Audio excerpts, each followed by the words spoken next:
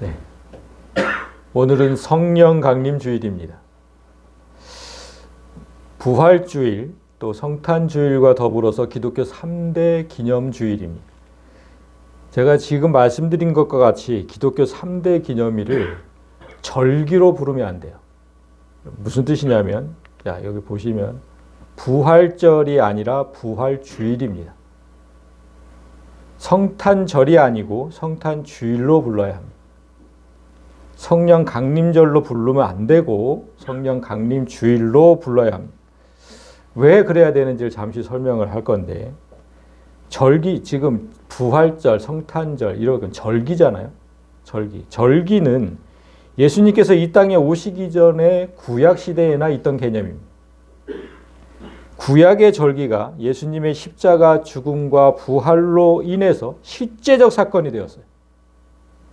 무슨 뜻인지 이해하도록 제가 그림을 잠깐 보여드리면, 이 그림자가 이렇게 있죠. 여러분 여기서 이 사람을 이렇게 가려. 사람을.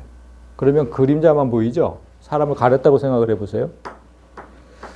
구약시대 사람들은 저 그림자만 본 거예요. 왜냐하면 실체가 드러나지 않았으니까. 예수님이 실체인데 실체가 드러나지 않았으니까 저 그림자만 본 거예요. 그래서 우리가 자주 보던 이거 표, 1월 14일에는 유월절로 지켜라. 1월 15일부터 21일까지 무교절로 지켜라. 유월절 기간 안에 있는 안식일 다음 날은 맥추절로 지켜라. 초실절 이후에 7 안식일이 지난 다음 날은 오순절로 지켜라. 구약시대에 이랬어요. 몇 월 며칠을 무엇을 제물로 바치고 어떤 행위를 하면서 절기를 지켜라. 이게 구약시대였어요. 그런데 뭘 의미하는지를 알지를 못했어요. 그렇게 지켜야 하는 것들이 무엇을 의미하는지 그 실체를 알지 못한 채로 그저 주어진 율법에 순종하며 살았던 겁니다. 그러다가 예수님이 오시면서 실체가 드러났습니다. 저 유월절은 예수님이 죽으심을 의미하고, 저 맥추절은 예수님이 부활하신 날을 의미하고, 오순절은 오늘 성령이 강림하신 날, 그걸 의미한다는 것을 예수님이 오신 이후에 다 드러난 거예요. 그러니까 구약시대 사람들은 전혀 몰랐어요. 뭘 의미하는지를. 따라서 예수께서 구원 사역을 지금 마치신 지금까지도 절기로 지키면 어떻게 되는 거예요? 예수님을 부인하는 꼴이 되는 거예요. 그래서 절대로 이렇게 부르면 안 돼요. 부활절, 성탄절, 성령 강림절. 절기로 부르면 안 된다. 왜냐하면 다 이게 지금 주일, 유월절 기간 안식일 다음 날, 초실절 이후 7 안식일이 지난 다음 날, 그 당시 안식일은 토요일, 안식일이 지난 다음 날이니까 오늘 주일, 다 주일날 이루어졌어요. 예수님의 부활도 성령 강림도 다 주일날. 그래서 주일로 불러야 한다. 이해하시겠죠? 자, 그래서 오늘 성령 강림 주일을 맞아서 우리에게 주시는 말씀이 성령이 사람에게 임할 때 일어나는 변화에 대해서 말씀하십니다. 성령이 임한 사람은 대체 어떻게 변하느냐? 거기에 대해서 이제 말씀을 하시죠. 특별히 그 변화를 바울의 경우를 통해서 보게 되는 거예요. 바울이 옛날에는 이랬는데 지금은 어떻게 변했는지 그걸 보는 거예요. 그래서 오늘 본문은 바울이 고린도 교회에 쓴 2번째 편지 속에 있어요. 고린도 후서잖아요. 2번째 편지. 그 속에 있는데 바울은 이 편지를 쓸 때 마음이 아주 불편했어요. 그리고 막 애가 탔어요. 이 편지를 쓸 때. 왜 그랬냐면 이 당시 바울이 고린도 교회 성도들에게 아주 심한 오해를 받고 있었어요. 그 교회, 바울이 세운 교회인데 그 성도들한테 오해를 받고 있었어요. 어떤 오해, 잠시 지도를 보면, 자, 여기가 고린도죠. 지금 여기가 예루살렘이에요. 뚝 떨어져 있잖아요. 뚝 떨어져 있어요. 이 전체가 지금 바울이 선교하고 교회를 세운 지역이거든요. 그럼 여기까지 와서 바울이 교회를 세웠어요. 그리고 다른 데를 이제 또 선교를 갔어요. 그 사이에 예루살렘에서 다른 사람들이 와서 고린도 교회에 와서 바울을 모함을 했어요. 그 사람은 하나님의 종이 아니다. 예수를 잘 모르는 사람이다. 그 사람은. 우리가 진짜다. 이런 일이 벌어진 거예요. 그때 바울이 어디 있었냐면 여기 있었어요. 에베소 지역에. 바다 건너에 있었어요. 그래서 고린도 교회에 한 사람이 와서 에베소에 있는 바울에게 그 소식을 전했어요. 지금 이런 사람들이 와서 예루살렘에서 이런 사람들이 와서 당신을 모함하고 있습니다. 근데 그 말이 사실입니까? 물었어요. 바울이 너무나 황당하죠. 그래서 편지를 써서 보내요. 편지를 써서 보낸 게 바로 고린도전서예요. 1차로 보낸 게. 그래서 오해를 풀려고 했는데 편지만 보내놓고 마음이 안 놓이잖아요. 그래서 함께 있던 제자 디모데를 직접 보내요. 야, 가서 상황을 좀 보고 와라. 어떤 상황인지. 그래서 디모데가 여기 있다가 일로 와가지고 상황을 보고 다시 와서 전했는데 상황이 심각하대요. 선생님, 직접 가보셔야 될 것 같습니다. 그래서 직접 가요, 또. 그래서 이 점선으로 되어 있는 거예요. 직접 갔는데 문전박대를 당해요. 바울이. 내가 지은 교회인데 그 성도들한테 문전박대를 당해. 그래서 쫓겨나듯이 다시 와요. 마음이 얼마나 아팠을까. 그리고 나서 다시 2차로, 그냥 놔두면 안 되잖아요. 하나님께 기도하면서 다시 2차로 방문하기로 마음을 먹어요. 근데 지금 그때는 이렇게 직접 가는 게 아니라 이렇게 세웠던 교회들을 돌보면서 가자. 이런 마음을 먹어요. 그리고 여기서 빌립보에 있는 데서 다시 두 번째 편지를 써요. 가기 전에 먼저 편지를 또 보내. 그래서 여기 지금 고린도 후서 이렇게 써 있잖아요. 여기서 쓴 거예요. 두 번째 편지를. 그러니까 직접 가서 또 쫓겨날 수 있잖아요. 1차로 쫓겨났었는데. 그래서 먼저 또 편지를 보내서 그 고린도 교회 성도들의 마음을 좀 돌려놔 보자. 오해를 좀 풀어보자. 이런 마음에서 저기서 두 번째 편지를 쓴 거예요. 지금 오늘 본문이 그 가운데 있다는 거예요. 오늘 본문이. 이런 마음으로 지금 쓴 거예요.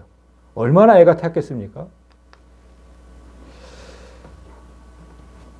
자, 그럼 그런 상황 속에서 주신 말씀이 있다는 사실을 기억하고 이제 첫 번째 절을 보면, 그러므로 우리는 주의 두려우심을 알므로 사람들을 권면하거니와 우리가 하나님 앞에 알려졌으니 또 너희의 양심에도 알려지기를 바라노라.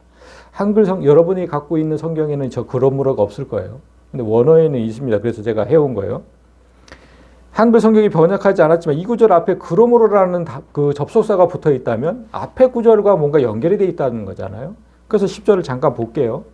이는 우리가 다 반드시 그리스도의 심판대 앞에 나타나게 되어 각각 선악간에 그 몸으로 행한 것을 따라 받으려 함이라.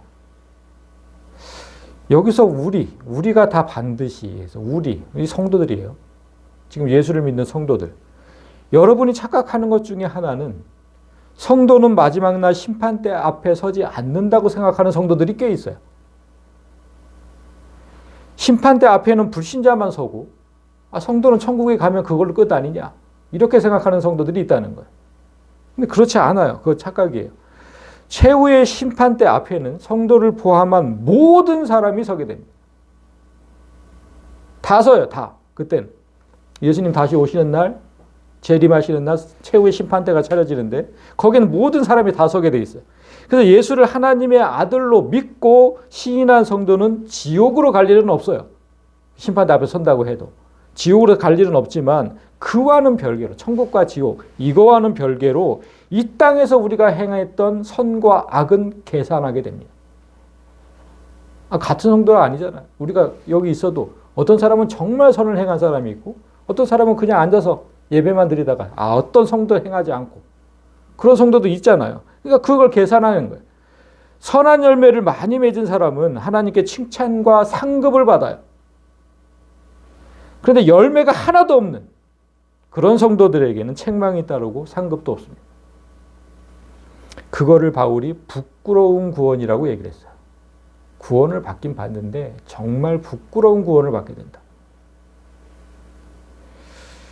지금 바울은 최후의 심판 때 이런 일이 일어난다고 확신하고 있잖아요.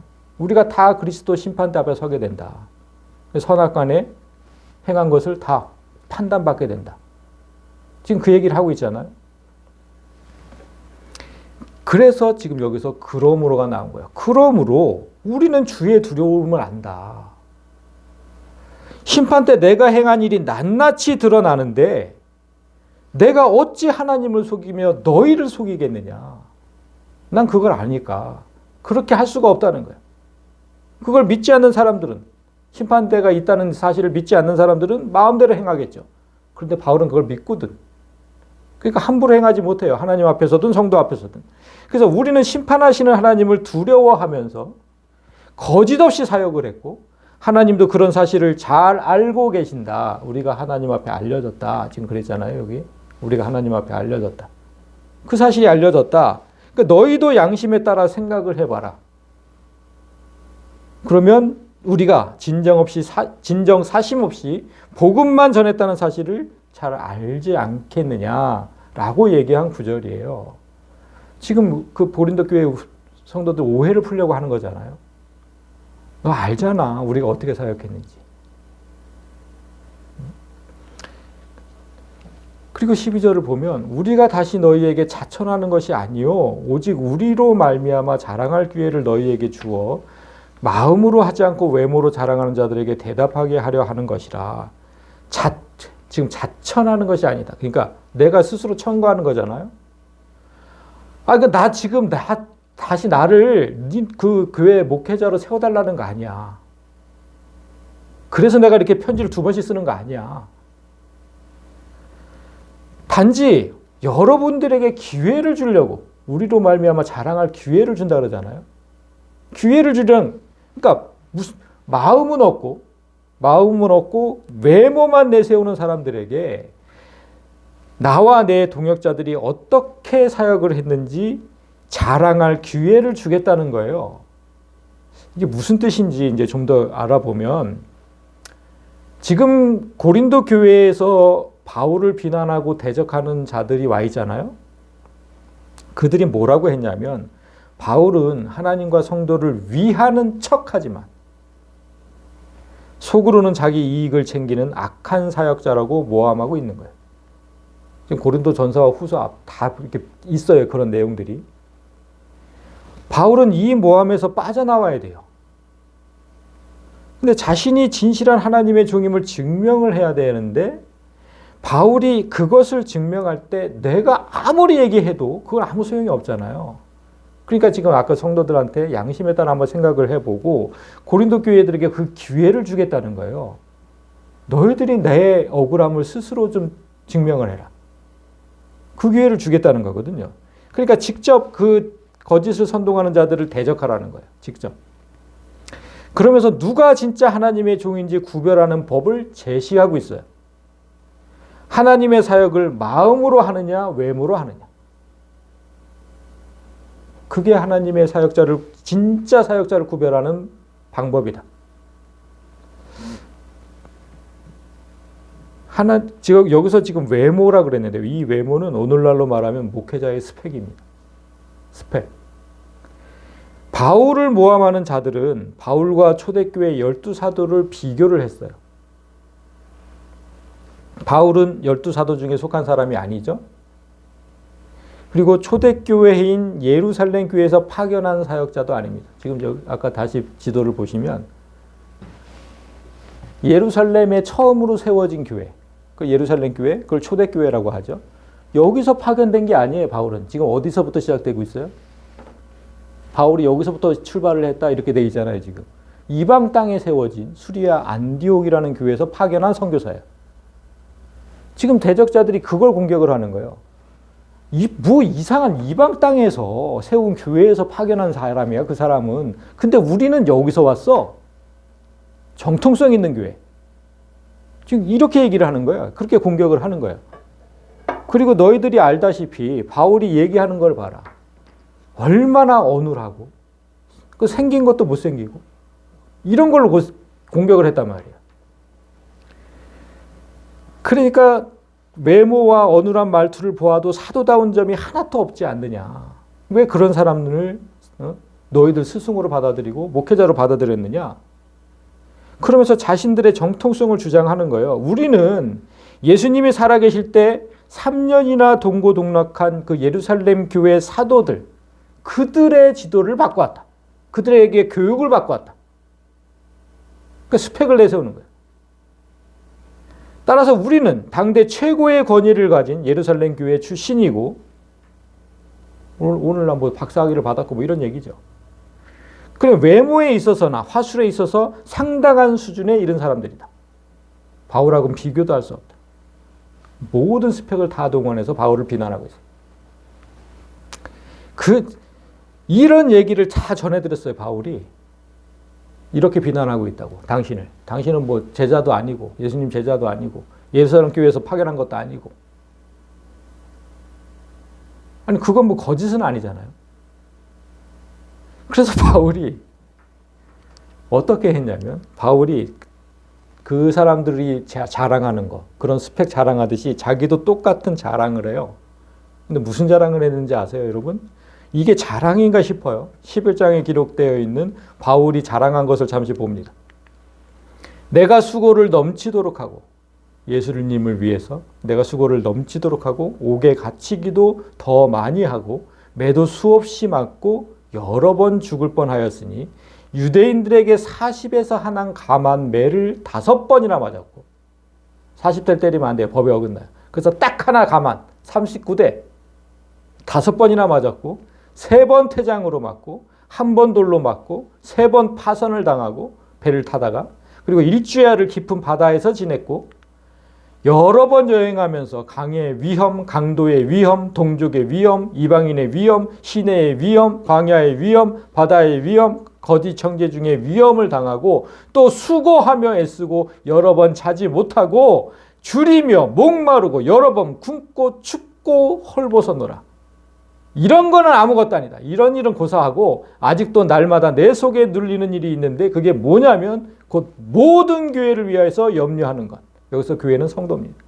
모든 성도를 항상 걱정하고 염려하는 것. 누가 약하면 내가 약하지 아니하며 누가 실족하게 되면 내가 애타지 아니하더냐. 그러니까 한 성도가 약하게 되면 나도 똑같이 약해지고 그 사람이 실족하면 내가 너무나 애타하고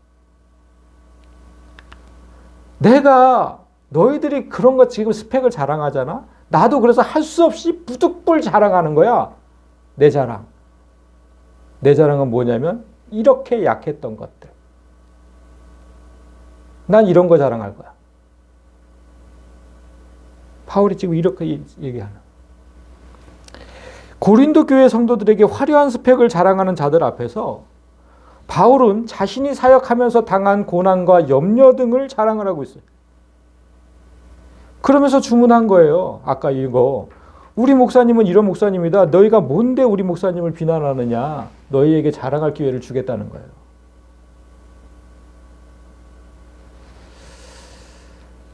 성도 여러분, 요즘은 오늘날 어떤 세태냐면 시간과 돈만 있으면 박사학위를 딸 수 있는 시대예요. 학교들이 광고를 내요. 돈만 주면 학위를 주겠다고. 그걸 홍보하는 시대예요. 그런 타이틀에 그러니까 현혹되면 안 돼요. 무슨 신학 박사, 어디서 학위를 따고 그런 거에 현혹되면 안 돼요. 바울이 자랑한 지금 이런 것들, 위에 쭉 자랑했던 거 이런 것들, 그런 것들을 자랑하는 그런 목사가 진짜 목사인 거예요. 말씀을 바로 전하기 위해서 모든 수고와 고생을 마다하지 않고 성도의 아픔을 함께 나누는 그런 사역자가 진짜 하나님의 종임을 명심해야 합니다. 그래서 다음 절은 진실한 하나님의 종이 세상에서 어떤 취급을 받는지를 보여줘요. 13절을 보면 우리가 만일 미쳤어도 하나님을 위한 것이요 정신이 온전하여도 너희를 위한 것이니. 바울의 대적자들이 또 한 가지 비난을 한 게 뭐냐면 바울이 미쳤다 그랬어요. 바울은 미쳤다. 왜 미쳤다고 했냐면 바울이 얘기한 게 참 믿기지 않는 두 가지가 있었어요. 하나는 다메섹으로 가는 중에 하늘에서 음성이 들리고 하늘에서 예수님이 보이고 그래서 환상을 보고 예수님 음성을 들었던 그 얘기를 하잖아요. 그 증언을 했잖아요. 다메섹에서 예수님을 만났다는 얘기. 그거 아무도 믿지 않았어요. 그리고 또 하나 있었죠. 누구도 가보지 못했던 저 3층 천, 셋째 하늘을 가봤다. 그 천국. 이 두 가지 얘기를 유대인들이 들었을 때는 진짜 저놈 미쳤네. 다 그렇게 생각할 수밖에 없었어요. 그런데 바울이 지금 여기서 뭐라고 얘기하느냐면 자신이 미친 사람으로 취급받는 이유가 하나님을 위한 것이면 괜찮다고 말한 거예요. 여기서 우리는 큰 깨달음이 있어야 됩니다. 하나님을 위한 것이면 미쳤다는 소리를 들어도 좋다. 이 말은 곧 하나님을 위해서 살다 보면 세상 사람들의 눈에는 미친 사람으로 보인다는 거예요. 생각해 보면 정말 그렇죠. 여러분, 예수님의 가르침 중에 대표적인 거 마태복음 5장에서 제가 2절만 갖고 왔어요. 누구든지 네 오른편 뺨을 치거든 왼편도 돌려대. 누가 내 뺨을 쳤어. 근데 이쪽도 때려달라고 하래. 그리고 너의 속옷을 뺏어갔어요. 근데 겉옷도 가져가래. 그렇게 하래요, 예수님이. 그리고 억지로 오리를 가게 하거든 그 사람과 심리를 동행하고 짐을 가지고 억압한 거죠. 오리를 너 짐 지고 따라와. 그런데 아유 심리까지 가드리겠습니다. 이렇게 하래. 세상 사람 중에 누가 이렇게 살아갑니까? 그건 바보죠. 그렇게 살면. 그들이 볼 때는 그렇게 살려고 애쓰는 성도들이 미친 사람으로 보이는 거예요. 저건 배알도 없나? 그런데 문제는 오늘날 성도들이 그렇게 살기를 거부한다는 거죠. 이렇게 살려고 하는 성도들이 있습니까, 여러분? 그걸 거부하고 있어요. 요즘 성도들이 세상 사람들로 미쳤다는 소리를 듣지 못해요. 오히려 똑같다는 소리를 듣죠. 똑같다. 교회를 다니나 뭐 안 다니나. 요즘 교회 청년들이 자신이 기독교인이라는 사실을 또래 친구들에게 될 수 있으면 숨긴대요. 우리 얘네 다음에 그러는지 모르겠는데. 될 수 있으면 숨긴대. 세상 사람들에게 이상한 사람으로 보인대요. 그게 교회를 다닌다고 하면. 교회에 다니면 이상한 사람이 되고 손해보는 삶을 살면 미친 사람이 되는 그런 세상이 된 거예요. 여러분. 오늘날 그런 세상이 됐어요. 바울은 세상 사람 모두가 날 이상하게 보고 미친 사람으로 봐도 그 일이 하나님을 위한 것이라면 난 괜찮다. 난 얼마든지 그렇게 살 것이다. 이렇게 얘기를 한 건데 우린 그렇게 살지 않겠다. 그래서 바울과 같은 신앙이 회복되지 않으면 기독교인 희망이 없는 거죠. 세상 사람들과 똑같다면.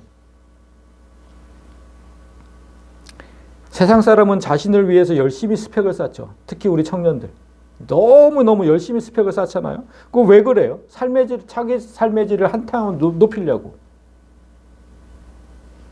세상 사람은 그런 청년을 보고 정말 온전한 삶을 살고 있다고 얘기를 해요. 그런데 바울은 그와는 정반대로 내가 아닌 다른 사람을 살 때, 다른 사람을 위해 살 때가 가장 온전할 때다 이렇게 얘기를 한 거예요. 너희를 위한 때가 가장 정신이 온전한 때다.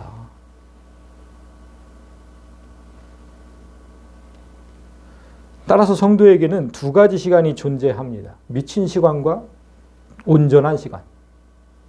하나님을 사랑하고 사람을 사랑하는 시간이 성도들에게는 반드시 있어야 되는 시간인데 그때 대충 하지 말고 하나님도 대충 사랑하고 사람도 대충 사랑하고 그건 티도 안 나요, 여러분. 세상 사람들에게 미쳤다는 소리를 들을 정도로 해야 된다는 거예요. 와, 저 사람 진짜 미쳤나 봐. 왜 저러고 살아? 그래야 마지막 심판대 앞에서 하나님의 칭찬과 상급이 있어요. 대충 해서 상급이 있겠습니까? 칭찬을 받겠어요?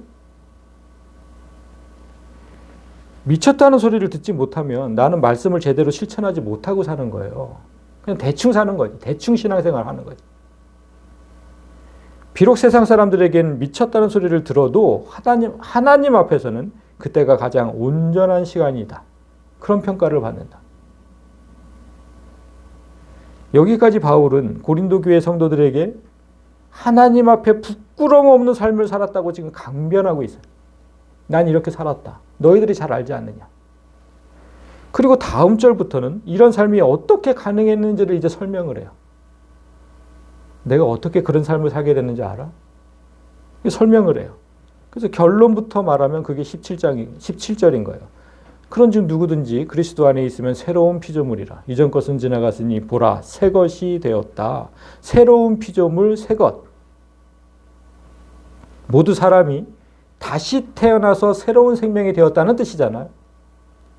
바울은 자기가 이렇게 새로 태어나지 않았다면 이런 삶은 상상도 할 수 없는 삶이다. 지금 그렇게 얘기를 하는 거예요. 예전에 예전에 나는 절대 이렇게 살지 못했을 거야. 나 새로 태어났기 때문에 이렇게 살 수 있는 거예요. 여러분, 그러니까 사람이 새로 태어난다. 이 일이 어떻게 가능할까? 그게 너무너무 궁금해서 예수님 시절에 그 유대인의 그 선생이라는 사람도 이 질문을 똑같이 했어요. 그게 어떻게 가능합니까? 그때 예수님이 뭐라고 답하셨냐면 사람이 물과 성령으로 거듭나지 아니하면 하나님의 나라에 들어갈 수 없다. 이렇게 얘기를 하셨거든요. 그러니까 사람이 다시 태어나는 일은 성령으로만 가능하다. 이렇게 말씀하신 건데 여기서 착각하지 말아야 할 것은 다시 태어난다고 할 때 우리의 영혼이 다시 태어난다는 것이지 육체가 다시 태어난다는 건 아니에요. 우리 육체는 그냥 있잖아요. 한번 태어난 대로. 육체가 다시 태어나는 일은 언제 일어나요? 재림 때, 예수님 재림 때. 그때는 이 육체가 아니라 완전히 새로운 육체로 다시 태어나요. 지금은 예수님 재림 전에는 영혼이 다시 태어나는 겁니다. 영혼만.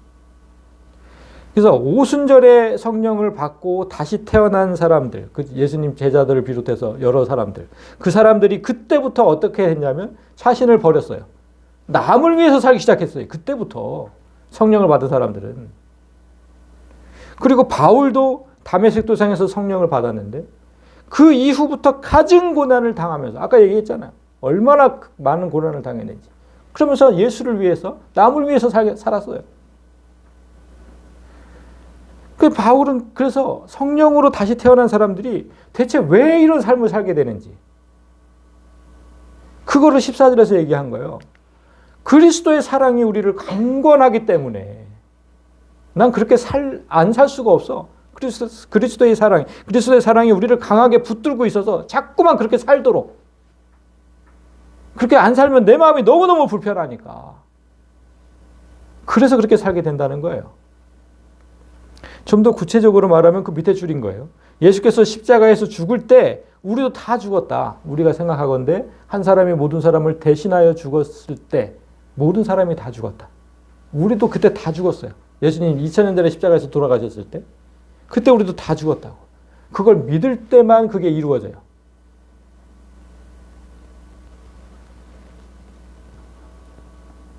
예수께서 십자가에서 죽을 때 우리도 다 죽었는데 성령이 오실 때 다시 살아났어요. 이게 이제 기독교의 큰 비밀이고 능력이잖아요. 우리가 그래서 그때부터 그런 삶을 살게 된다. 그때부터 나만 위해서 살다가 그때부터는 나보다는 남을 위해서 사는. 그게 이제 교회의 성도들이 살아가야 할 삶이고 그럴 때 이제 그곳이 천국이 되고 그런 건데 우리가 그렇게 살지 못하는 거죠. 그리고 다음 절에서 예수님이 왜 모든 사람을 위해서 죽었는지를 이제 그 이유를 구체적으로 말을 해요. 15절을 보면 그가 모든 사람을 위해 죽으신 이유가 뭐냐면 살아있는 자들이 다시는 그들 자신을 위해서 살지 않고 오직 그들을 위하여 죽었다가 다시 살아나신 이를 위해 살게 하려 함이라. 살아있는 자들, 저 빨간 걸로 해놓은 살아있는 자들 누구예요? 예수님과 함께 죽었다가 성령이 오실 때 다시 살아난 자들. 그거 지금 우리 얘기하는 거, 우리. 성령을 받은 우리들. 예수께서 십자가 위에서 죽으신 이유가 뭐냐면 이 땅에 있는 모든 사람을 일단 죽이는 게 목적이었어요. 예수님 여러분 십자가에서 돌아가신 이유 첫 번째, 이 세상 모든 사람을 죽이는 거. 왜 죽여야 돼요? 전부 악한 영, 마귀의 영을 받고 태어났잖아요.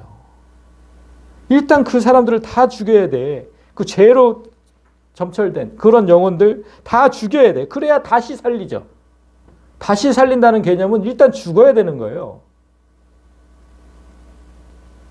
그래서 예수님은 모든 사람을 죽이기 위해 죽으신 거예요. 예수님이 죽을 때 다 같이 죽는 거니까. 그게 하나님의 법이거든요. 그게 하나님께서 만들어 놓으신 원칙이에요. 그게 원리. 이제 그 사실을 믿고 내가 예수님과 함께 죽었다는 사실을 믿는 사람만 다시 성령으로 태어나게 돼요. 그러니까 죽는 것부터 해야 돼요, 여러분. 아직도 내 자아가 펄펄 살아있는 사람들 있잖아요. 누구 말도 듣지 않고 그냥 진짜 자기 생각대로만 살아가는 그런 사람들, 내 자아가 펄펄 살아있는 그런 사람들은 절대로 다시 태어날 수 없어요.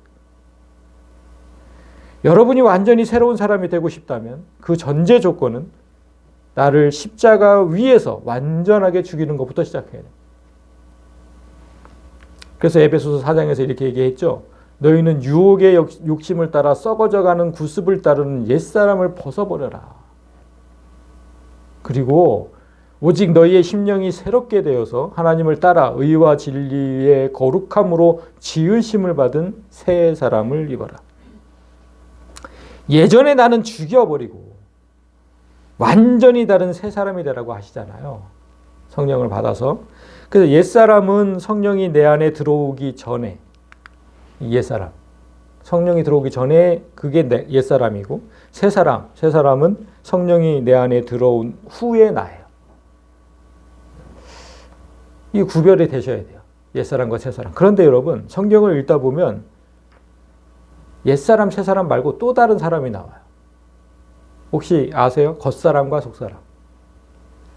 자, 고린도 후서 우리 지금 5장을 읽었는데 4장에 있습니다. 그러므로 우리가 낙심하지 아니하노니 우리의 겉사람은 낡아지나 우리의 속사람은 날로 새로워진다. 자, 여러분, 옛사람, 새사람, 겉사람, 속사람 이런 사람들이 나오죠.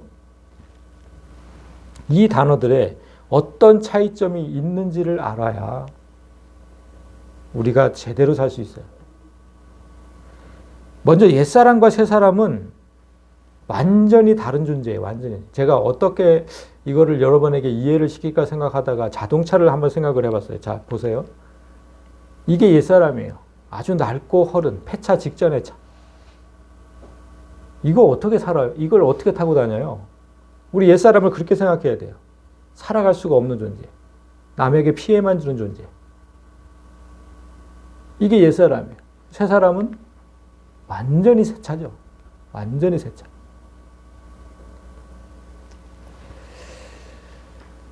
옛사람을 벗어버리고 새사람을 입으라는 뜻은 구형 자동차를 신형 자동차로 바꾸라는 거예요. 그러니까 차 두 대인 거죠. 차가 두 대가 있어요. 구형 자동차와 신형 자동차. 이걸 버리고 이걸 취해라. 이런 뜻이에요. 이 구조는. 그런데 겉사람과 속사람은 좀 달라요. 다른 개념이에요. 차 한 대로 이해를 해야 돼요. 겉사람과 속사람. 어떻게? 차, 여기 차 한 대가 있어요. 이 차가 뭐 신형인지 구형인지는 관계가 없어요. 이 개념, 겉사람과 속사람이라는 개념은 한 사람 안에 있는 두 본성을 얘기하는 것이기 때문에 자동차의 차체를 겉사람이라고 얘기하고 자동차 내부에 이게 엔진이 있잖아요. 이렇게 엔진. 그걸 속사람이라고 얘기를 해요. 그러니까 차 한 대로 이해하시면 돼요.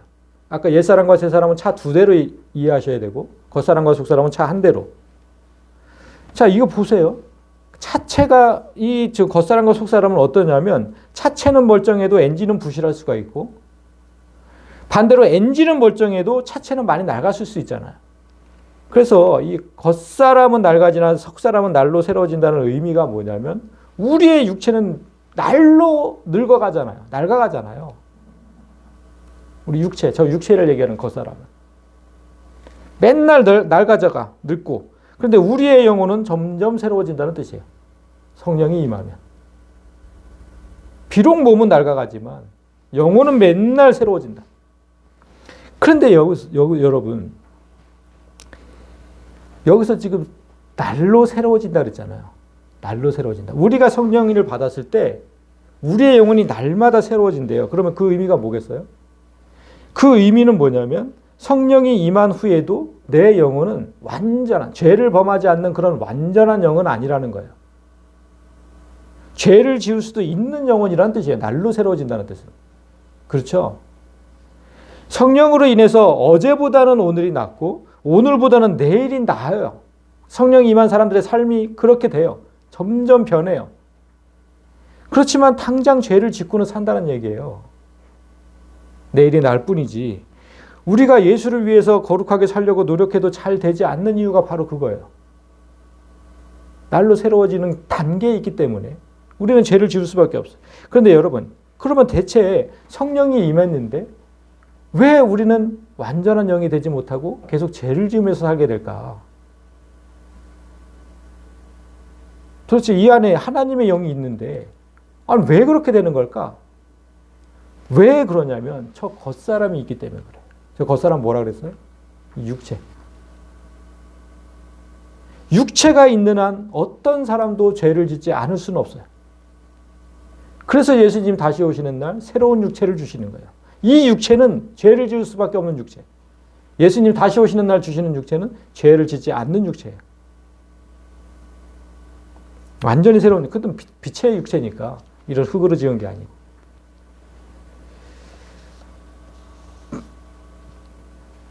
그래서 이 다음 절을 보면 그러므로 우리가 이제부터는 어떤 사람도 육신을 따라 알지 아니하노라. 비록 우리가 그리스도도 육신을 따라 알았으나 이제부터는 그같이 알지 않으라 이랬잖아요. 우리가 입은 육체는 사람도 육체를 따라 알게 한대요. 사람도 육체를 따라 알게 한다. 그리고 예수님도 육체를 따라 알게 한다. 무슨 뜻일까? 이 육체는 영적이지 않다는 거예요. 우리가 새로 난 거는 육체가 아니라 그랬어요. 영혼이라 그랬잖아요. 그러니까 영혼은 자꾸만 영적으로 생각하려고 하는데 육체는 계속 육적으로만 생각을 하는 거예요. 사람을 볼 때 육체를 따라 알게 한다. 무슨 뜻이냐? 다른 사람을 볼 때 육체로 보는 거예요. 외모로 판단하는 거예요. 외모로. 그 사람을 볼 때 바울의 대적자들이 아까 뭐라 그랬냐면 바울을 외모로 판단했잖아요. 생긴 것도 그렇고 말도 어눌하고 스펙도 없고 외모로 판단했단 말이에요. 근데 외모는 사람들이 추구하는 사회적 지위, 재산, 학력 이런 것들을 의미해요. 근데 요즘은 거기에 더 한 가지 플러스해서 이 얼굴과 몸매, 성형들 엄청 하잖아요. 그런 것들을 자꾸만 사람들이 판단을 하니까 자꾸 성형을 하는 거지. 악한 세상인 거죠. 외모가 좋으면 취직률도 높대요. 그렇게 판단을 하니까. 그러니까 우리 육체의 감각기관 있잖아요. 보고, 듣고, 냄새 맡고, 뭐 만지고, 촉감. 이런 모든 감각기관은 그런 것들에 주목하는 기관이에요. 우와, 이쁘다. 오, 달콤하다. 그런 것들에 주목하는 기관. 그러나 성령이 임한 사람은 달라요. 영이 새롭게 거듭났기 때문에 영적으로 본다니까요. 육을 보는 게 아니고. 사람을 알아갈 때 성령이 임한 사람은 내게 도움이 되는 존재만 관계를 맺지 않아요. 예전에 우리는 저 사람을 사귀면 나한테 좀 도움이 될 것 같은데 이랬거든요. 근데 성령이 임하고 나서는 그러지 않아요. 저 사람 너무 지금 안 됐는데 너무 지금 불쌍한데 내가 어떻게 하면 저 사람을 돕지? 이렇게 변한다는 거예요. 완전히 반대인 거죠. 그 사람의 영을 보기 때문에 그래요. 얼마나 저 사람이 지금 괴로울까. 도와줘야 되겠다. 영적으로 보는 거죠. 그리스도를 육체로 안다는 의미도 똑같아요. 그리스도를 육체로 안다. 예수님, 성령이 임하지 않은 사람은 어떻게 예수님을 아냐면 예수를 믿으면 세상에서 성공한대. 예수님을 알면 내가 좀 부자가 될 것 같아. 그렇게 하는 거예요. 성령이 임하지 않은 사람은. 그건 대단히 큰 착각이에요. 이 세상에서 성공하고 싶다면 어떻게 해야 돼요? 지금 이 세상의 주인인 사탄을 주인으로 모시고 살아야죠. 그러면 그 사탄이 다 주는데? 지금 이 세상의 모든 권력은 다 사탄이 갖고 있어요, 여러분. 그 사탄을 주인으로 모시고 살면 이 세상에서 정말 성공하면서 살 수 있어요. 이 세상의 돈, 명예, 사회적 계급과 타락한 문화 모두 사탄의 것인데 그것을 왜 예수님께 달라고 구하냐는 거죠. 예수님을 고작 이 세상에서 성공을 주는 분으로만 이해를 한다면 자기가 원하는 걸 주지 못하는 예수님을 발견할 때 그냥 미련 없이 떠나요. 별 볼 일 없네. 그러나 성령으로 다시 태어난 사람은 예수님을 죄인으로 살던 나를 죽이고, 그러니까 예수님을 어떻게 이해하냐면 죄인으로 살던 나를 죽이고 하나님의 형상으로 다시 태어나게 하신 분으로 인식을 해요. 그래서 절대로 떠나지 않아요. 우리는 여러분 이 땅에서 바라는 게 없어야 돼요. 이 땅에서 인내하고 견디는 자들이 우리예요. 이제 정말 다 왔어요. 이제 정말 다 왔어.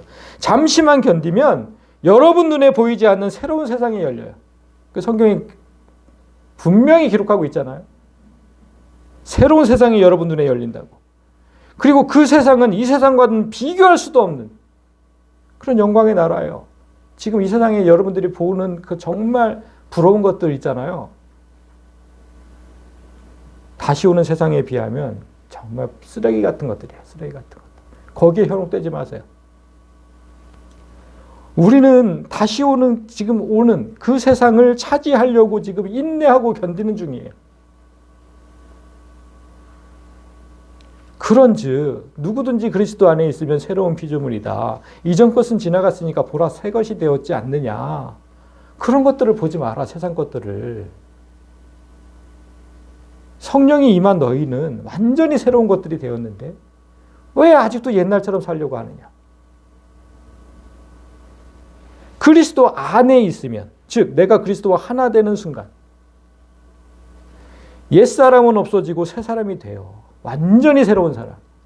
아까 이렇게 얘기했잖아요. 이런 차가 됐다고. 완전히 새로운 것으로. 폐차 직전 똥차가 완전히 신형으로. 여러분 속에 하나님이 임했다는 사실을 믿고, 성령이 임했다는 사실을 믿고 새 차를 타는 마음으로 날마다 좀 힘을 내면서 그렇게 살아가면 좋잖아요. 자, 여러분 이제 말씀을 좀 정리합니다. 오늘 성령 강림 주일을 맞아서 주신 말씀이 좀 제가 좀 걱정을 했어요. 좀 어려울까 봐. 뭐 옛사람, 새사람, 겉사람, 속사람 뭐 이런 얘기를 하니까 어려울까 봐 걱정을 했어요. 어떻게 하면 어렵지 않게 설명할 수 있을까 이제 많이 고민도 했는데 진짜 뭐 신앙의 연수가 많이 되지 않은 분들은 정말 어려웠을 겁니다. 그런데 여러분 지난 15일이 그 수요일 날 스승의 날이었잖아요. 스승의 날. 근데 권사님께서 제게 이제 말씀을 가르치는 스승으로 참 감사하다 이런 이제 문자를 주셨는데 그래서 제가 거기에 부끄럽지 않은 스승이 되겠다고 답을 했거든요. 말씀을 가르치는 스승이라면 성경에 있는 말씀 모두를 가르치고 전해야 하잖아요. 그래야 스승의 자격이 있는 거잖아요. 옛사람과 새사람, 겉사람과 속사람 모두 성경에 기록되어 있어요. 근데 이걸 어떻게 안 가르쳐요?